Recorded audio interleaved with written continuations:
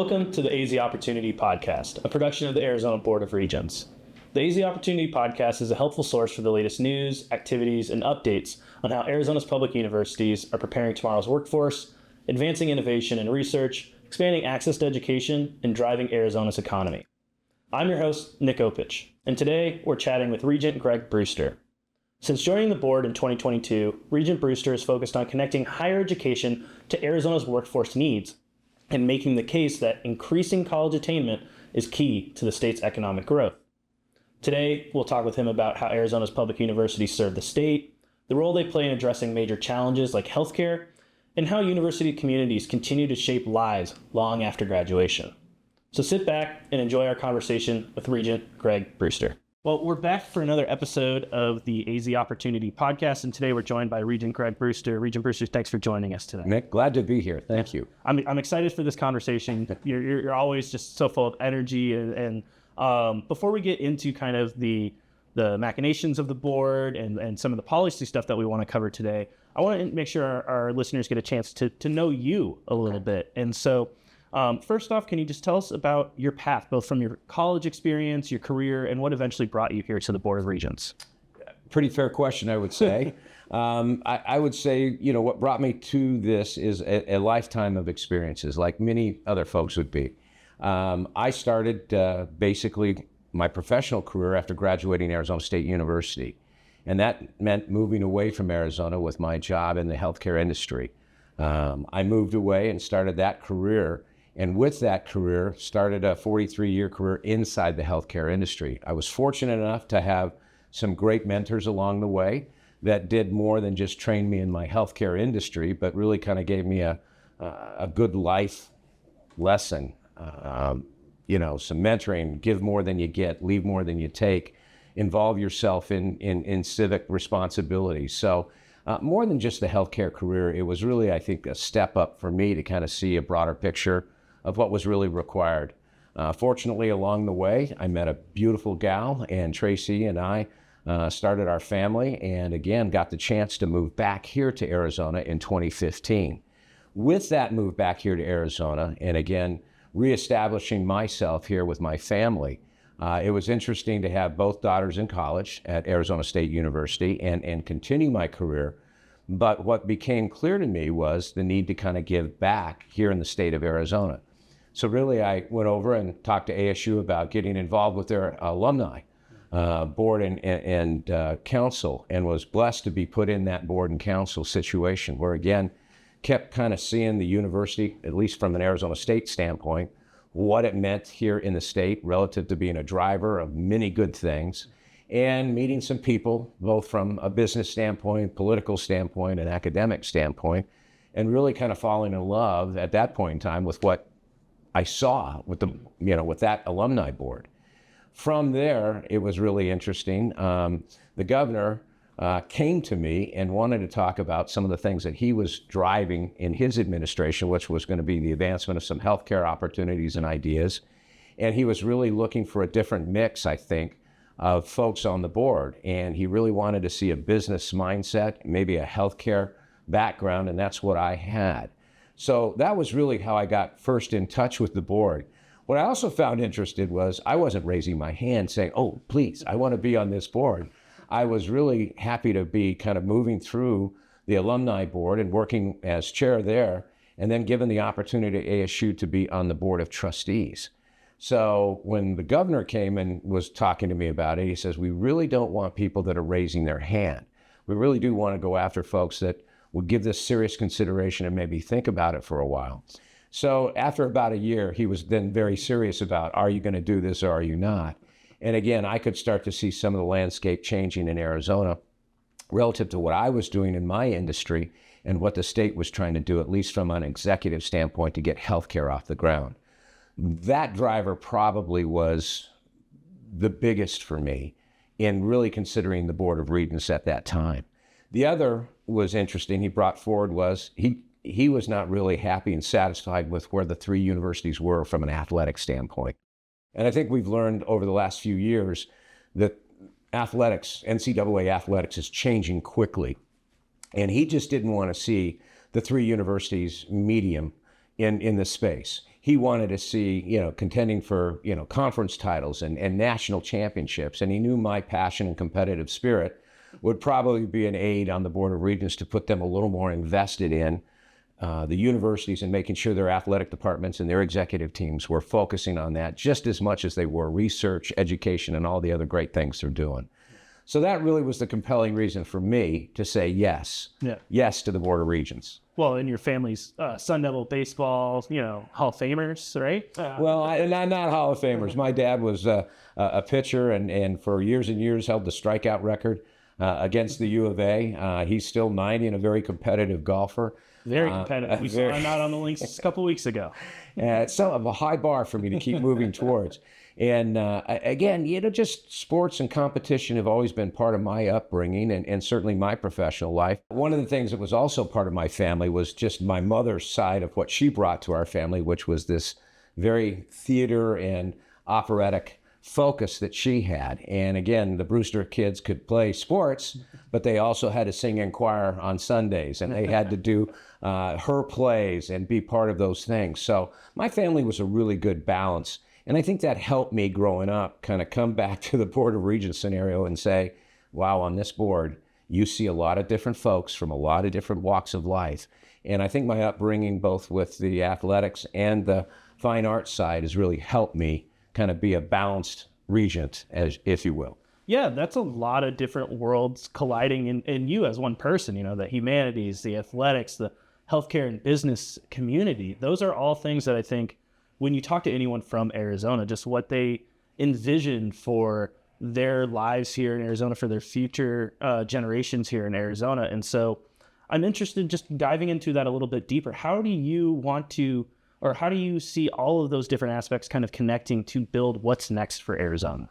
It's a great question. And Nick, let me try to take it a place. I really do see, and I had the blessing of living around the United States. So it was a pretty good opportunity for me to leave Arizona and then see, okay, the Southeast United States, to see the upper Midwest United States. And in my role, I traveled and did business across the United States.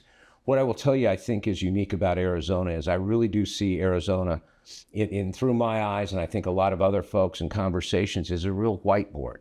You can come to Arizona and you can create and be, something different and significant, different than you could have probably if you would have stayed in the upper Midwest or if you stayed in the Northeast. I think a lot of people come here with that, go west, young man, you'll invent yourself and you'll do great out there, just get out there. And I think Arizona is really one of those last states where the coming together of the business opportunities, the educational opportunities, the social opportunities really excites a lot of people to come here, but also excites them to do their very best and be something maybe they thought about being, but never felt like they could be in any other part of the country. And again, I see that in every walk of what we're doing today in Arizona. People really have a chance to reinvent themselves out here. Yeah. And I think something that you touched on earlier that you experienced in your own career through the mentorship aspect of it really, I think, has helped shape what you were just talking about there. And so I'm curious if you can expand on that mentorship that you experienced and how that's helped frame the way you view education and opportunity for the Arizona students that are currently in university and the ones that are maybe just starting kindergarten that are going to get to that path eventually. Well, I think it's critical. And when we talk about education on the Board of Regents, and certainly something that I've learned, it's kindergarten, not K through 12, not K through 18, it's K to grave. Mm-hmm. And along that way, you're always looking as a student to have the extra touch from a teacher that's going to give you some insights maybe to the studies, to talk to you about different ways and approaches to maybe customize the way you think and approach studying, learning, researching, and interacting with people. That never stopped. And again, I think people, even in large universities like we have here in this great state, there's plenty of, call it, safety nets out there. And that's what I've kind of loved and learned is you might be on a campus with 80,000 students or 40,000 students, but you really have access and opportunity to interact with people that really do care about where you are, what you're thinking, what you're doing. And that tutoring, that mentoring, that opportunity to kind of bring the mass down to you is something I really appreciate in our university systems today. I think it really did bear out through COVID that a lot of students were coming to our universities and they were shut out of kind of more, public interaction or schoolroom interaction. And the universities quickly picked up and said, hey, we're going to have to do something to kind of bring back these folks and give them some focus and give them some mentorship and some just posts of listening to them where they are going to do better in a setting where they're now much more public than they were. And from that, I think the universities have continued that. I think they figured out how to bring every student from every walk a better path going forward because they're shrinking down the size of the university to meet the student needs. Yeah. And there's a lot of power around that, right? It's shaping, individuals and their success that they can achieve throughout their career, but it's also achieving something for Arizona, because when the citizens are well educated and they're reaching their career aspirations, that benefits the overall state. And that's kind of what I wanted to really talk about is how the universities serve the state with you today. And so we're at a point where there's a lot of growth happening here in Arizona. Like you were just mentioning with the whiteboard analogy, that there's a lot of growth, people moving out here, businesses moving out here, new opportunity is really kind of the theme, I think, wherever you look, from Kingman to Holbrook to Yuma to Douglas. Like there's opportunity in every corner. And so this is kind of a two-part question, but what gives you the most optimism right now for where Arizona's been headed, and what do you foresee as some of the challenges that we still have to keep in the back of our mind? Two-part question. I'll start with the first. The optimism I have, and I've always been a person that tries to thread that needle between positivity and reality. Yeah. And what I see in Arizona is that needle. We need to continue to thread that needle of positivity and reality. The reality in Arizona is kind of what we talked about. It is a fresh new beginning. I think a lot of people are coming here to look at, improving their lot from where they were. And I think Arizona is that place they can do it. But I also would tell you that, there's a lot of tripwires out there. We have issues just like a lot of other states do. And again, I think it's really incumbent upon, call it that mix, that triangle of business, academics, our universities, and our state government to kind of work together differently and better so that every person that does come to Arizona, has that opportunity to kind of maximize their life, their life dreams. And I think for the most part, we're doing a good job of that. I think we still have one foot kind of in the traditional Arizona industries and Arizona opportunities. I really do see the need to kind of move and lift the rural communities and some of the tribal nations. That's not off the table yet, but I definitely see focus there. And I see that focus coming from, again, the three. The universities are really focused on trying to help the rural communities. I see the business industry opportunities that can come to some of these areas may be different than just the big counties, here in Maricopa County, down in Tucson, up in Flagstaff. But it's still going to take some elbow grease, and it's going to take some funding to kind of move at the speed we want all our citizens to benefit from living in this great state. And I think that's the piece right now that we're kind of missing, is the idea, the opportunity is there, everybody sees it, but we need to start focusing on putting the funding in the right places. Certainly the where we are today with the chip manufacturing, and we used to be known for our 5 C's. Now we've got the 6th C, which is chips. It's not a permanent thing. I think people need to know that may be a decade-long opportunity for Arizona if we don't keep investing in it and the surrounding business communities that support it. A lot of that has to do with our universities pumping out the engineers that industry needs. And again, to do that, we need the funding. Mm-hmm. When we talk about the growth in this state, we're talking about healthcare needs. Yeah. And right now, Arizona is kind of at the bottom of the country relative to healthcare access. So there's a number of things that are still out there that make this an attractive state to come to. But I think it also is incumbent on us to, again, work with the universities, work with the business community, and work with our state politicians to make sure we are funding and focusing on those things that are going to continue to drive the state forward. Mm-hmm. And a lot of that has to do with the growth in our rural and tribal lands. I want to stick on that notion of funding, because you've already said it a couple of times. You are a competitive person, and where Arizona is at right now, we're competing for industries like chip manufacturing, for aerospace, AI, biosciences, and a big part of why those people or why those industries are wanting to come here is because of the friendly business environment, the commitment by the business community and the legislature to make that a reality. But we're seeing other states trying to compete with us, like a Texas, a Georgia, North Carolina, and the way they're doing it is by investing in their public universities to be able to put that workforce together to potentially lure those folks out of Arizona that have made the investment right Correct. now. So looking at how Arizona wants to stay competitive, how do you communicate the return on investment that comes with funding the public universities versus a cost that the state has to put into these three institutions?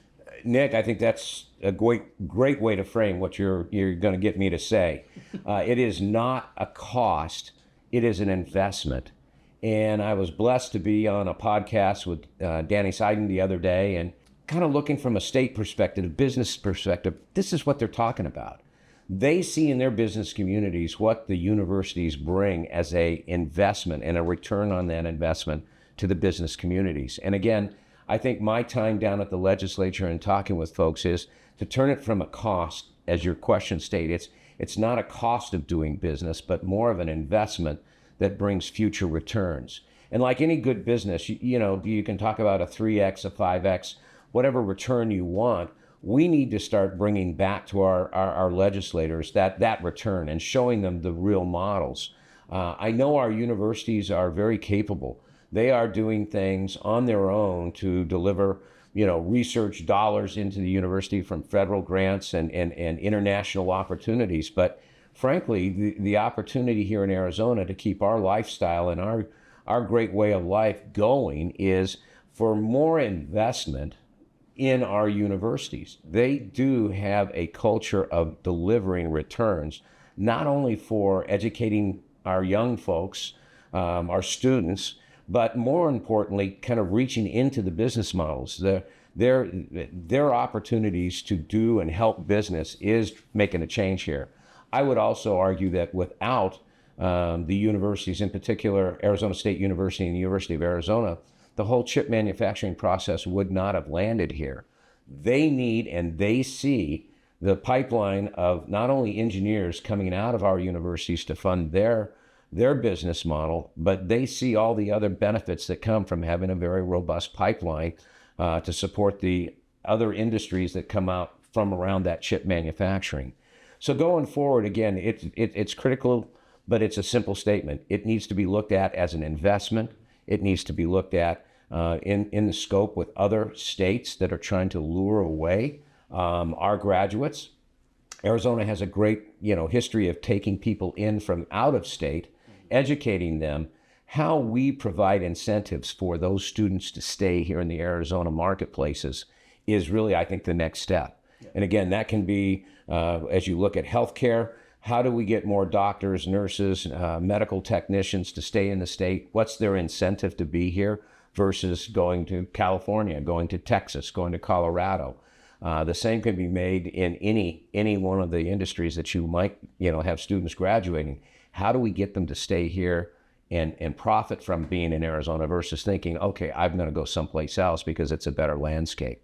And right now we've got it good, but it's always looking forward that I'm worried about. States are on the move. They're doing things every day to try to lure people out of other parts of the country to come to their places for work or for education. And again, Arizona needs to be in that tussle just as much as anybody. I want to stick on the healthcare part of this because part of what your response there was how do we show the tangible examples of where the universities are making an impact? And I think healthcare is a clear and obvious one where we have an aging population in Arizona, and we have communities that need more nurses, need more doctors, need more healthcare administrators just to be able to keep the process going. So given your unique vantage point, having worked in the healthcare industry for 4 decades, can you talk a little bit about how you see Arizona's universities meeting the needs of the state's healthcare needs?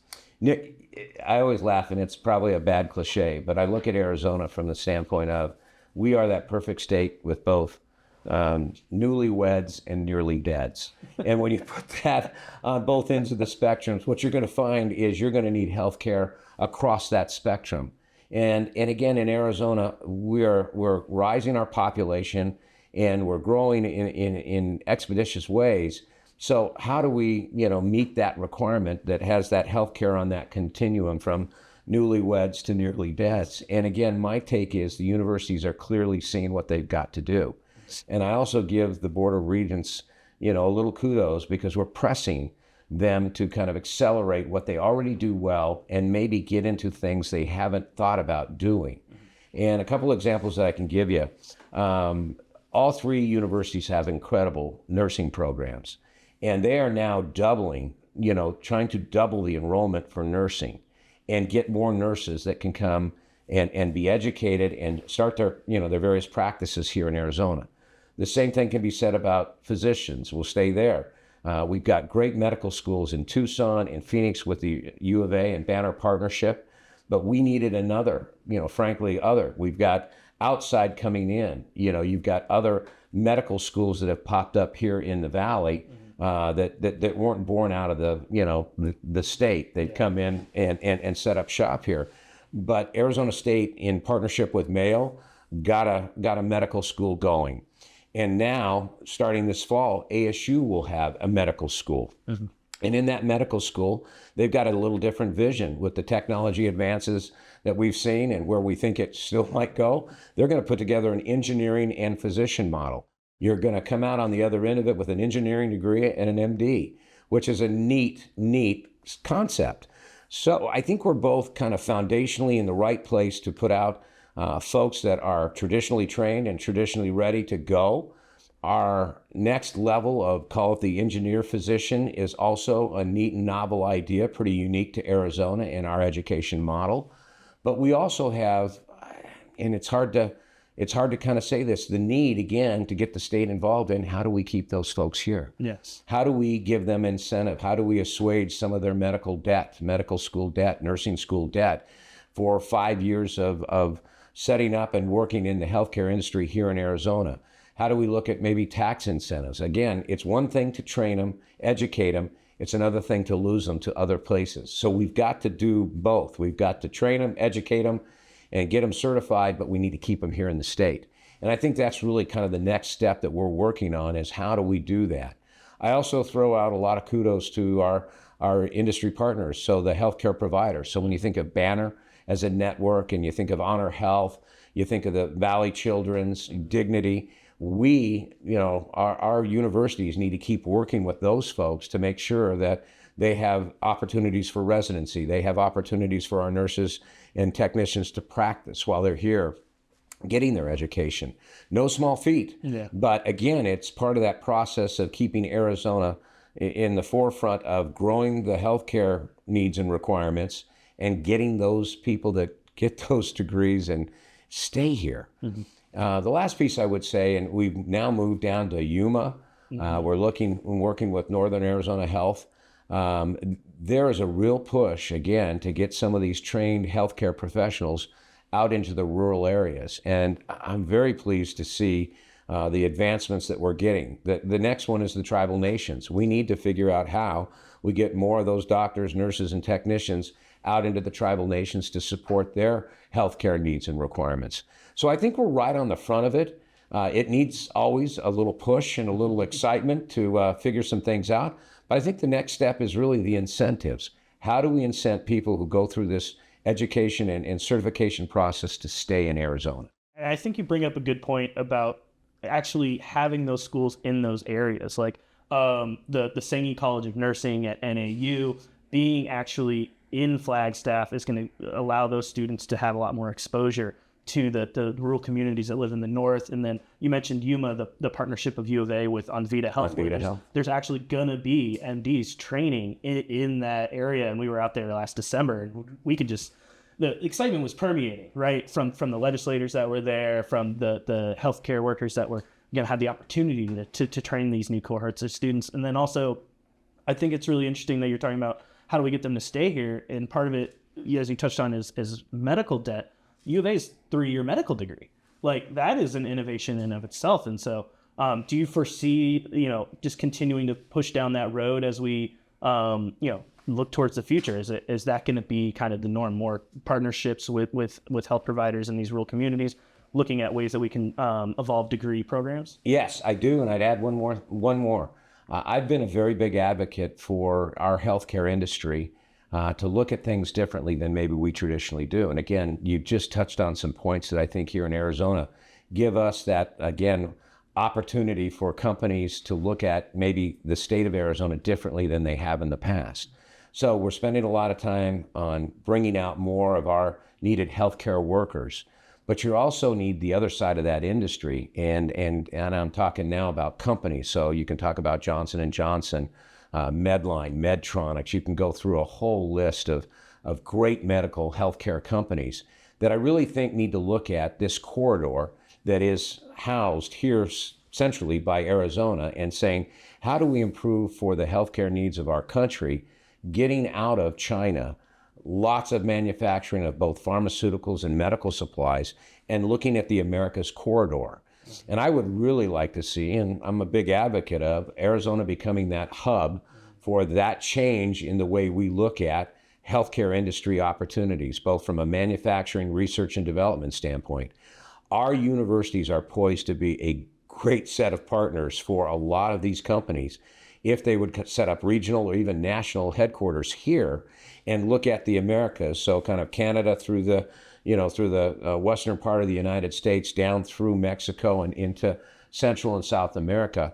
That America's healthcare corridor opportunity, I think, would change national security dynamics here in the United States. It certainly would shorten supply chain requirements that we have today and bringing, pharmaceuticals over from China and healthcare supplies over from China. That's just kind of a perpetual 120-day supply chain. But if anything happens like COVID or international disruptions in politics, geopolitical things, all of a sudden, our healthcare system is going to be tough and tight.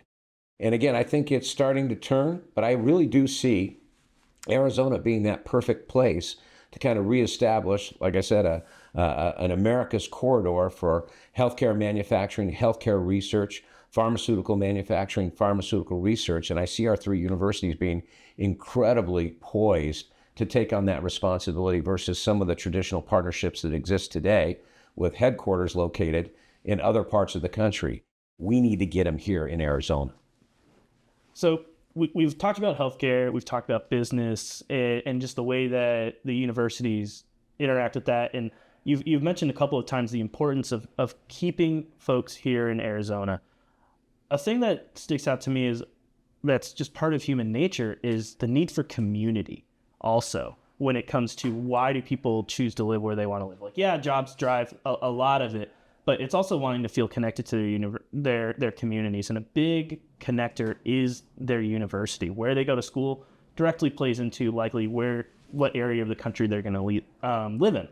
So going back to your time on the ASU Alumni Association serving as chair there, can you talk about that experience and how alumni networks at Arizona's universities are helping build that sense of community so folks, whether they leave Arizona or they stay here, they are feeling connected back to their university and feeling like lifelong Sun Devils, Wildcats, Lumberjacks?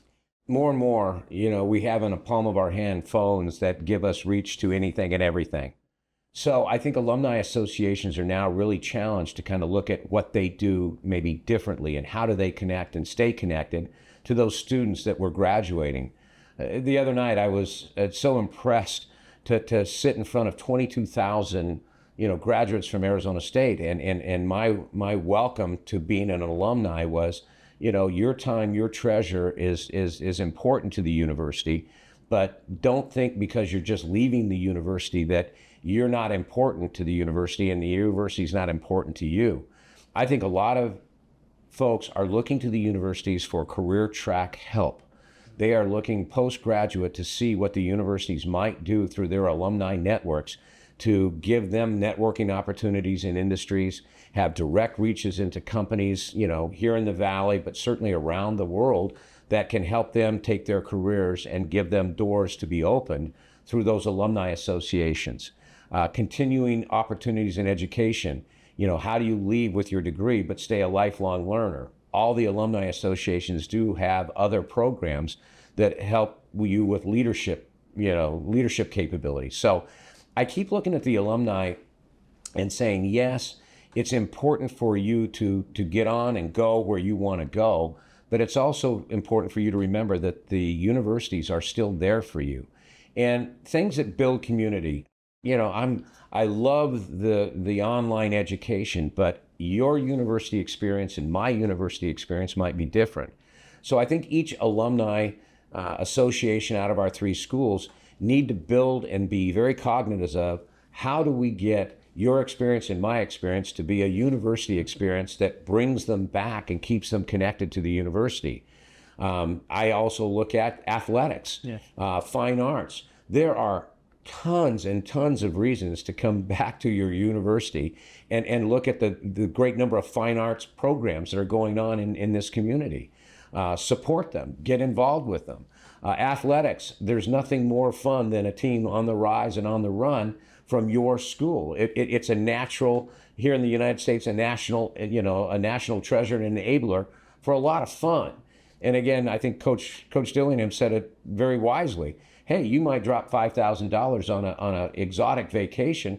Why not drop $5,000 and have a 6-month-long football vacation as we do well going through our regular season into the playoffs? So I think alumni associations really do have to build what makes your college experience and my college experience a similar college experience relative to what we can offer you post your degree. The other thing that I think is very important is just the outreach. I look at Pat's run, the Pat Tillman run.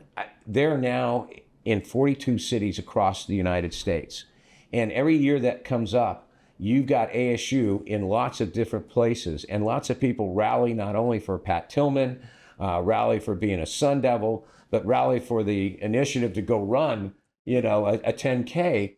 But you are doing things in other parts of the country, and frankly now, other parts of the world that keep that sense of community. So I don't dismiss at all the power of the alumni associations that they have today, but constantly improving their model to make sure that as the number of Wildcats and Lumberjacks and Devils keeps going up and up as we graduate, folks, what is the value of the university post your degree? That has to be the focus of the Alumni Association. And I think they're on it, but I think there's much, much more work we can do to kind of bring that college experience and keep that college experience going throughout your life. I do enjoy watching the evolution of NIL within all of that, is because that I think becomes the main way that we see alumnus donations coming in. Like we just had the Sweetie family endow the ASU head football coach position, but we also see folks like Steve Kerr from the U of A, who just gave a large donation to the U of A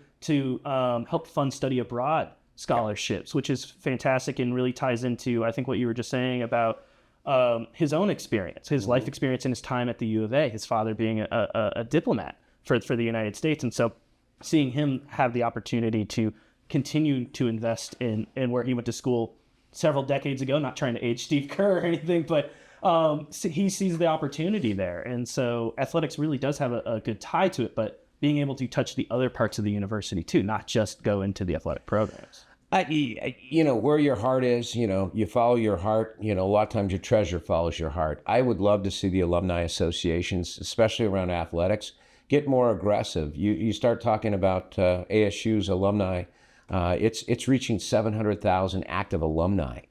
You think about the power of any initiative that the universities want to go after and getting their alumni excited about it. And you think about, okay, well, like everything else, things do cost and things do take money.